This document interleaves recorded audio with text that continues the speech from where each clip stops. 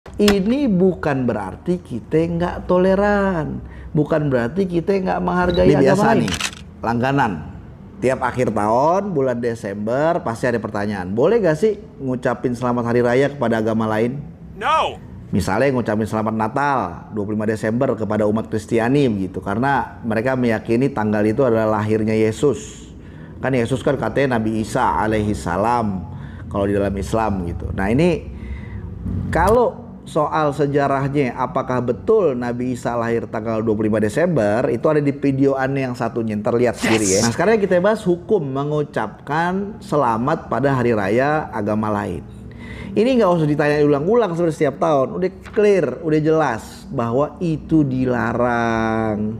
Apalagi kalau kemudian berkonsekuensi kepada keyakinan yang tidak tepat atau tidak benar atau tidak dibenarkan dalam keyakinan kita. Misalnya kita bilang selamat Natal. Selamat Natal itu apa? Nabi Isa lahir tanggal itu. Padahal itu juga nggak benar.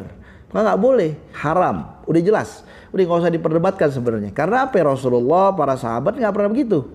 Dan jelas juga bahwa mereka tegas dalam masalah itu. Nanti misalnya diantaranya ada di dalam Al-Quran. Para ulama menafsirkan surat Al-Furqan ayat 72. Ya, dan orang-orang yang tidak memberikan persaksian palsu dan seterusnya.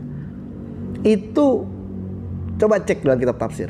Itu tafsirnya apa? Tafsirnya adalah itu kan ayat bicara tentang orang yang menghindari perbuatan yang tidak bermanfaat, menghindari kesaksian palsu. Ini ciri orang-orang yang baik gitu, menghindari kesaksian palsu, menghindari perbuatan yang tidak bermanfaat. Nah, perbuatan tidak bermanfaat itu apa?